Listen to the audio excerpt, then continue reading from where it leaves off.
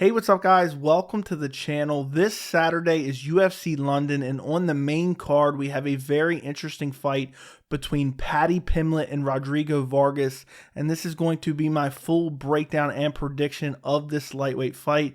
I already have a bunch of UFC London prediction videos on the channel. I will link them all down in the description if you want to check them out after this. But I do UFC prediction videos every single week, so make sure you subscribe to the channel and turn on notifications. I would really appreciate it. So if you look at this fight, you have a massive hype train in Paddy Pimblett facing a guy who's 36 years old, and as far as his UFC career goes, it's now or never. And this would be a massive win for him if he could derail a hype train like Paddy Pimblett. People would remember Rodrigo Vargas and might take him to an even bigger fight in his next fight. But Paddy Pimblett has to win this fight if he wants to become a massive star like a lot of people think he will become. If he continues to win, he has to beat a guy like Rodrigo Vargas. And I think there's a lot of people watching this fight and rooting for Paddy Pimblett. They want to see him become a big star for the UFC. But I also think there's a lot of people watching this fight and rooting against him. They want to see him knocked out. They love seeing hype trains derailed. And that's a real possibility in this fight. That could happen. I feel like a lot of people constantly ask, is Paddy Pimblett the real deal? And I've answered it so many times, but the answer is it's too soon to tell. He is too young, too inexperienced, too early on in the UFC, not the best opponents. It's just way too early to tell if he will or will not become an elite level world-class UFC fighter. So when you're breaking down this fight, you look at the tail of the tape. You have Paddy Pimblett, who's 27 years old. You have Vargas, who's 36. Pimblett is 5'10", Vargas is 5'8". Pimblett has a 73-inch reach, and Vargas has a 71.5-inch reach. So if you look at Vargas's UFC career, he is 1-2 in the UFC, but a little bit of an asterisk against that. He has a decision loss back in August of 2019 against Alex De Silva. But the one I'm talking about that has a bit of an asterisk on it is the Brock Weaver fight. That was back in February of 2020. He was winning this fight. He took Brock Weaver down. He was controlling him. He escaped a very close submission attempt, a guillotine attempt from Brock Weaver. And he was pretty much beating him up and controlling him on the ground. And for whatever reason, I don't know if he had a memory lapse or what he was doing, but he threw a blatantly illegal knee to Brock Weaver and KO'd him, brutally KO'd him. And the referee ended the fight right then and there and DQ'd Rodrigo Vargas, because obviously you're not allowed to KO people with illegal knees, and there was no way that the fight could continue after that strike. His most recent fight was at UFC 261 against Zhu Rung. He was able to win this fight. He won in the striking exchanges. It was a borderline close fight. It was a very competitive fight. I thought it was 29-28. I thought Zhu Rung took the third round. But for whatever reason, I think one of the judges had it 30-26, which is completely egregious. It's just a crazy scorecard. But in this fight, it was competitive. It was back and forth. Both guys were landing shots.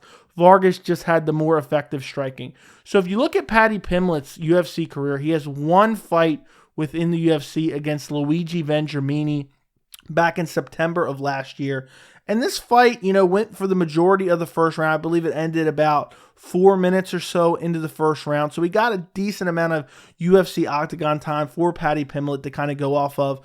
And this fight was very eventful. We all remember Luigi Vendramini brutally rocking Paddy Pimblett. And I think a lot of people say, oh, well, he almost knocked out Paddy Pimblett.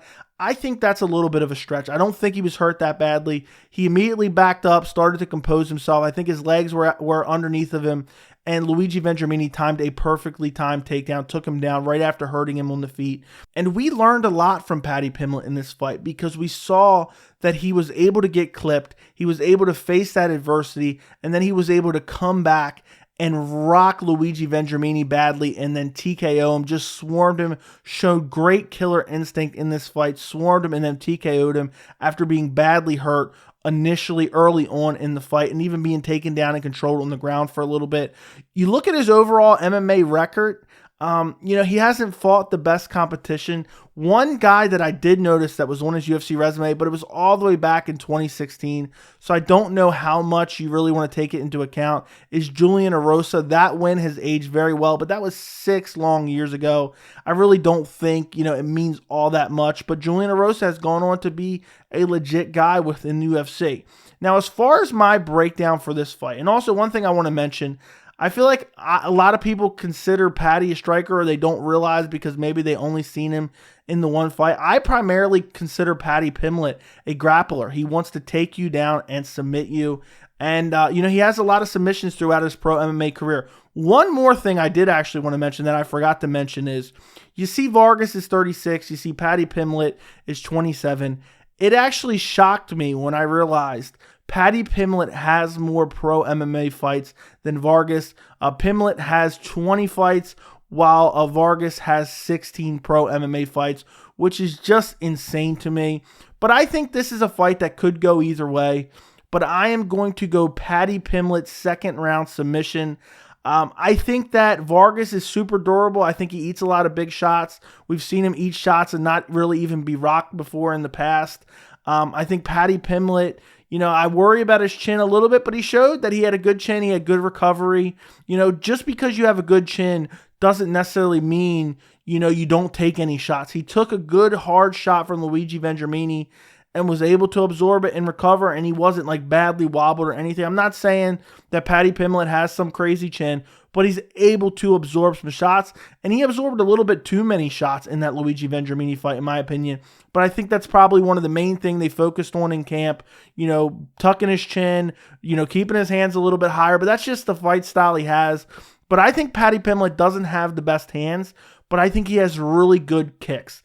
And I think those kicks are going to be very successful within this fight. I think, Luigi's a guy that kind of moves forward, rushes forward. He's a pressure fighter, and he just swings wild looping power punches. And I think Paddy Pimblett will end up landing, a head kick or something. He leaves himself very open to shots.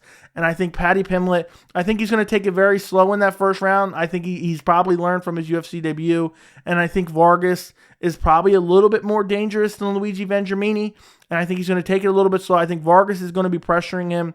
And I think eventually Paddy Pimblett is going to clip him with a head kick, rock him, maybe take him down immediately afterwards, or maybe it might even drop him. And then I think he's going to lock in a rear naked choke. He's just going to show his grappling ability, and I think he's going to find that submission. But I think this fight really could go either way. I don't have a lot to go off for Paddy Pimblett.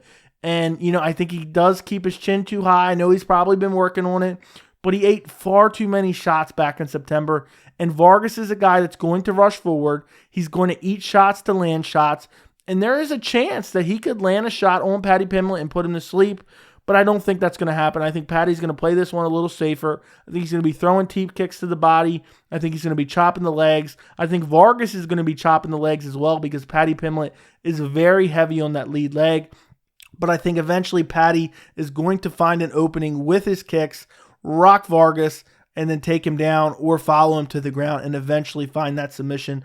But the fight is really 50-50. Could go either way. Somebody told me about the odds, and I literally could not believe it. Paddy Pimblett is a massive favorite in this fight, and I think that's a little bit crazy. I think, Paddy should be a slight favorite, but I don't know about a crazy, huge favorite. But there's no doubt in my mind when the UFC matchmakers decided to make this fight, they looked at Vargas and they saw a very beatable opponent for Paddy Pimblett. I think he's super durable, but I just think Paddy Pimblett, a head kick, you can only absorb so many shots. And a head kick is one of those strikes, if it hits you in the right spot, it's either going to put you to sleep or rock you badly. It's not the same as being able to absorb, a massive right hook or something like that. So I really think Paddy's leg kicks and his kicks in general are going to be the key to his success in this fight. Let me know what you guys think in the comments. Don't forget to like the video, and thank you so much for watching.